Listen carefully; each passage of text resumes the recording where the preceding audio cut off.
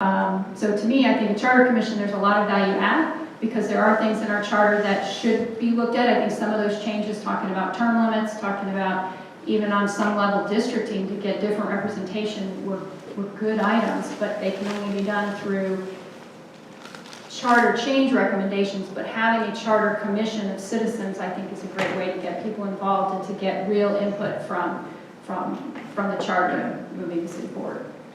Chris? That was one of the main reasons I entered the stub race. I do believe every city council meeting is important, but I would also like, even if it's just that one meeting, to put on the agenda potentially a citizens charter commission. And but like Stephanie said, we did go through a commission, and I believe a number of people worked very, very diligently on that and came with a long list. And that was the only thing that got passed was potentially easier way to raise taxes. And so I do believe if we do put the commission, we have to have, maybe our state representatives, whether it be Mike Dudgeon and Brad Raffensperger, kind of support some of these changes as we're discussing them and be part of that dialogue. Thank you. Sure.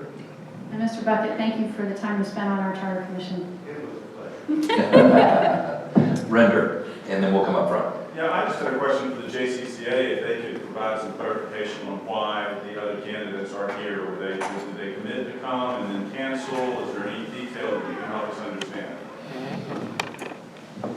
Okay, the election was on Tuesday.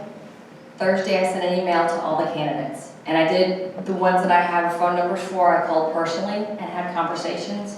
I do know Mr. Burkhalter did confirm that he would be here, and then when our announcement came out, he emailed me and said that he had a conflict. Turns out he's at a softball game, playing for a tournament. So there's that. Nazira took a very long time in getting back to me. She said that there was a conflict again, but my understanding is that she's out tonight going door to door.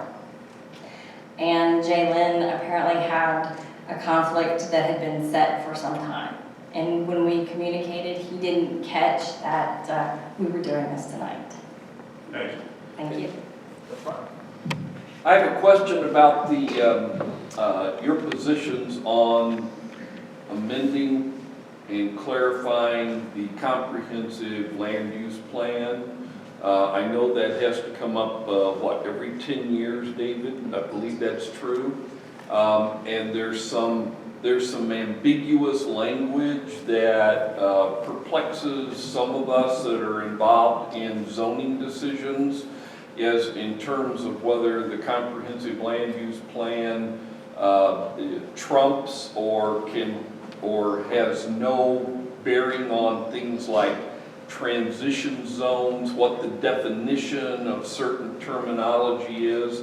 So when we've been involved in those kind of discussions, the JCCA and some of the homeowners associations, we've asked that be tightened up, and want to know if you guys have a comment and what your position on that would be.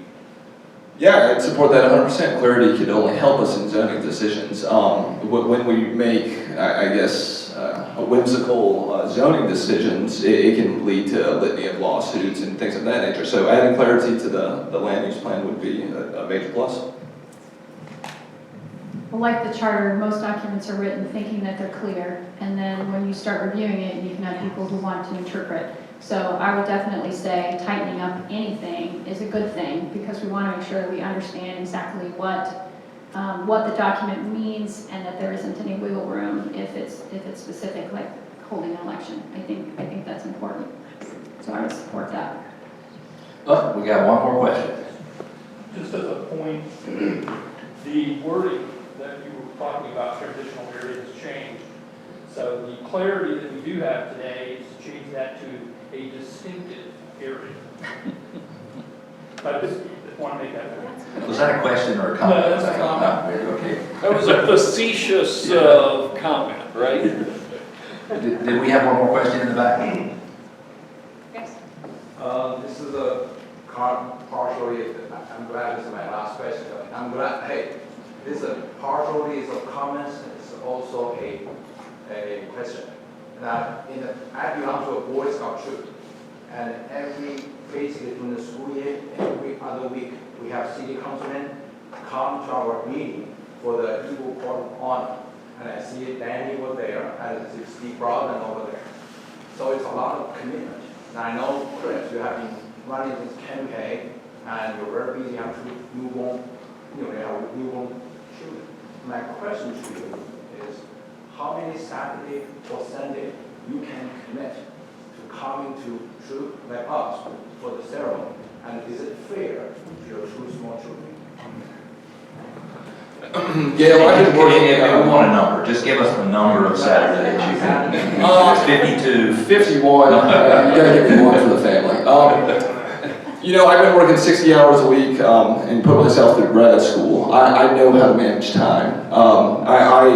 So I'm a family man. I do my job, I take care of my family, and then I do research from approximately when everyone goes to bed from 9 p.m. to 2 a.m. That's when I've been doing my campaign research. I generally sleep about 5 hours a night, so I think I can manage the time easily. So thank you. Stephanie, do you want to answer the question about time as well, just to keep it even?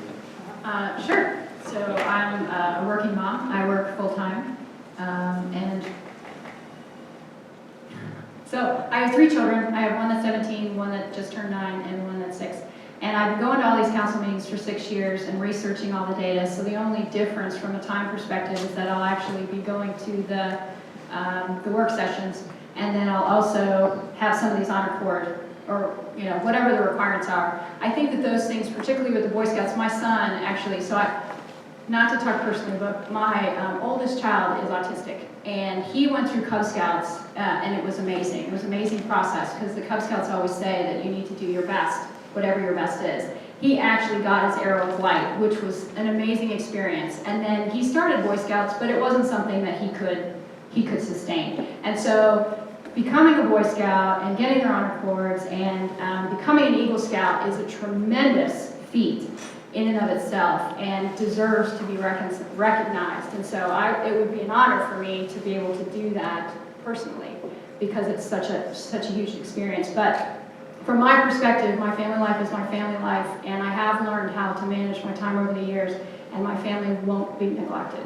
I just won't let it happen. But I also feel very strongly, having lived here for 17 years, where we are as a city, that I have skills that I definitely can lend to the city to help move it to transition, which is why I'm running for a 2-year period. So we're going to just have to figure out how to balance that out. But the love for my family and the time for my family isn't going to change, and the city's not going to suffer. Thank you, Chris. If you would like to make some closing comments, and then Stephanie.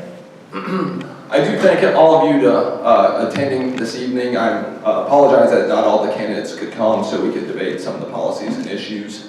But I do implore you to make your decisions based on what we've put out there, kind of the facts, the platform that we discuss, and not based on, like I said earlier, the mailers, signs, and robocalls. Also, I want you to look at the other candidates' motivations too. When I said I refused contributions, that was to show that I'm only indebted to the taxpayers. I'm not taking any outside contributions out of Johns Creek. I'm not taking real estate development contributions. We have to know our motives when we go in here. So again, I'd like you to make your decision based on policy. Thank you. Thank you. So I do thank you all for coming in tonight. We've had long discussions about some very specific topics. So this has been nice to be here and to even answer some of the questions from the crowd. Like I said, I've lived here for 17 years, and I have nothing but the best intentions for the city. And that's the honest truth. And having gone to the city council meetings, I learned a lot and really feel strongly about how I can contribute, and then using my work skill set. But bottom line, my motivation is truly to represent and have a strong representative form of government, and to bring some strong principles, bring honesty and integrity back to some of the process. And I would encourage you, if you have any questions or concerns about a candidate, reach out and ask them the questions. If you hear things, don't take it at face value. Call them and ask them. That way you can have a real live conversation. I've been to all the forums. I make sure that I can be available for questions, because I think, like I said, we're neighbors. We all know each other, and we should be able to talk to each other about any of these topics. And so I would encourage you to reach out and talk to folks and really understand who they are and what their motives are. I think that that's critical, you know, as we move Johns Creek into the next phase. So thank you so much, running for post 5, and I hope you all have a great evening. You have additional closing Yeah, comments? sorry, and like Stephanie just kind of gave me this thing, but if you do want to discuss policy, reach out to us like she said, and I'm just gonna give a shameless plug. Here's my phone number. It's 770-853-9409. So if you have any questions, if you'd like to sit down and have coffee and vet out some of my platform, I'd be more than welcome to have it with you. Like Yale said, I might bring my newborn daughter with me because she's cute, but you know, and you know, do a little multitasking. But reach out and start the dialogue. So thank you. On behalf of the JCCA, thank you very much. Let's give them a round of applause. Thank you very much. Thanks to all of you for coming out tonight, and most importantly, make sure you vote and make sure you encourage everybody you know to vote as well. Thank you.